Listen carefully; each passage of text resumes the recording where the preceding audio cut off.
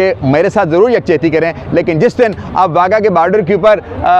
مٹھائی دینا بند کریں گے، میں سمجھوں گا چلتا رہے، تمہارے گھروں میں انڈیا کے گانے بھی چلتے رہے، تمہارا کوئی شادی بیاہ جو ہے وہ راجستھانی لہنگے کے بغیر، اگر آپ اس سوال کا جواب مجھے ڈھونڈ کے دے دیں تو میں بھی یکجہتی Kashmir what does it mean? کہ ایک جہد، کشمیر کے ساتھ ایک جہد کرنا. کشمیر کے ساتھ ایک جہد کرنے کا مراد یہ ہے کہ جو ظلم و زیادتی کشمیر میں ہو رہی ہے وہ ظلم و زیادتی آپ یہاں بھی رکھیں، یا یہ یکجہتی کرنا ہے کہ تم ظلم و زیادتی برقرار ہے اس میں تم اس کو بھگتتے رہو اور ہم کھڑے ہو گئے یہاں پہ تمہارے سے یکجہتی کرتے رہیں گے. مطلب ابھی تک یہ کلیئر نہیں ہوا. اور جہاں تک بات ہے جموں کشمیر کے لوگوں کی، تو جموں کشمیر کے لوگ نہ تو کسی سے پوچھ کے آزادی کی تحریک انہوں نے شروع کی، اور نہ کسی سے پوچھ کے انہوں نے آزادی کو جو ہے نا تحریک کو روکنا. ایک بڑا کانسیپٹ ہے، بڑا جو غلط ہمارے لوگوں نے بلاوا کہ اکثر اوقات جو ہمارے پاکستان نواز کشمیری سیاستدان ہیں وہ یہ کہا کرتے ہیں کہ یہ تقسیم ہند کا نامکمل ایجنڈا ہے. اچھا، مجھے یہ بات سمجھ نہیں آئی کہ برٹش انڈیا کی تقسیم کا جو نامکمل ایجنڈا تو ہو سکتا ہے، برٹش انڈیا میں تو جموں کشمیر شامل نہیں تھا نا، اور یہ جو اسٹیٹ تھی یہ مہاراجہ کشمیر کی وہ اسٹیٹ تھی جس کو اس نے نیشنل اسٹیٹ کا درجہ دے دیا تھا. اس وقت تک تو یہ معاہدہ امرتسر کے تحت جو تھا وہ سسٹم جو تھا وہ چل رہا تھا کہ آ گیا جی معاہدہ امرتسر ہوا اور جموں کی اس نے ایکسٹینڈ کر دی وہاں پہ آگے.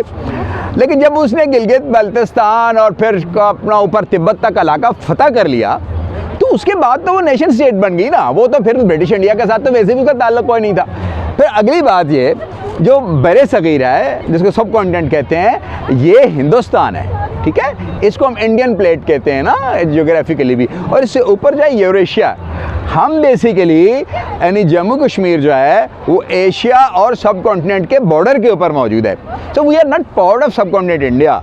اچھا، اب اس سارے صورتحال کو جب آپ دیکھتے ہیں تو ایسے میں وہ جو آپ نے بنیاد بنائی ہے جموں کشمیر کے لوگوں کے لیے کہ تم مذہب کی بنیاد کے اوپر ادھر ہو جاؤ، تو اس کا مطلب یہ ہے کہ وہ جو پنڈت لوگ ہیں یا جو ہمارے ساتھ سکھ ہیں یا جو ہمارے ساتھ بدھ ہیں تو ان کو ہم چھوڑ دیں گے. اب ایسی ایک چیز جس کو یعنی جو لایانی ہے، اب آپ کہتے ہیں فار ایگزامپل کہ اسلام کے نام پہ پاکستان میں آ جائیں، بے شک آ جائیں، تو پھر کیوں نہ ہم سعودی عرب کے ساتھ چلے جائیں؟ وہاں تو مکہ بھی ہے، وہاں پہ تو آقا علیہ السلام کا روضہ مبارک بھی ہے. تو یہ ایک ایسا عجیب سی ایک بات ہے کہ جس کو کسی جگہ پہ ہم جسٹیفائی نہیں کر پا رہے. اور دوسری بات، اگر آپ جموں کشمیر کے لوگوں کو ان کا حق خود ارادیت دینا چاہتے ہیں یا ان کے ساتھ یکجہتی کرنا چاہتے ہیں تو میرا جو کویشچن ہے عام لوگوں سے، تو کیوں آپ جموں کشمیر کا وہ آپ کا جو پارٹ ہے یعنی زیر انتظام علاقہ ہے اس میں کیوں آپ بنیادی انسانی حقوق سے انحراف کر رہے ہیں؟ For example some certain political organisations ہیں اور پولیٹیکل پارٹیز ہیں جن کو یہاں پہ الیکشن لڑنے کی اجازت نہیں ہے، اور سم سرٹن پولیٹیکل پارٹیز جو پاکستان کی حامی ہیں یا پاکستان نواز ہیں ان کو بھی اجازت ہے الیکشن لڑنے کی، لیکن ان کو بھی آہستہ آہستہ ختم کر کے آپ نے اپنی فرنچائز اپنی پارٹیز یہاں پہ بنا لی ہیں. اور آپ یہ کہتے ہو کہ آپ کو ہم پولیٹیکل رائٹ انڈین مقبوضہ کشمیر کے جو لوگ ہیں ان کو ہم پولیٹیکل رائٹ دیں گے. تو مجھے سوال یہ ہے کہ آپ ان لوگوں کو تو پولیٹیکل رائٹ دے دو نا، ان کو پولیٹیکل رائٹ مل گئے تو آپ پھر ان کے پولیٹیکل رائٹ کے لیے بات کرو گے. اچھا، کیا آپ کو یہاں کے جموں کشمیر کے اس طرف بسنے والے لوگوں کو اپنے قدرتی وسائل کے اوپر اختیار حاصل ہے؟ یہاں سے پانی نکلتا ہے، پانی جاتا ہے، کے پی کو جو ہے وہ روپوں کے حساب سے تربیلا کا رائلٹی ملتا ہے، تو منگلہ والوں کو کیا ملتا ہے؟ 75 پیسہ.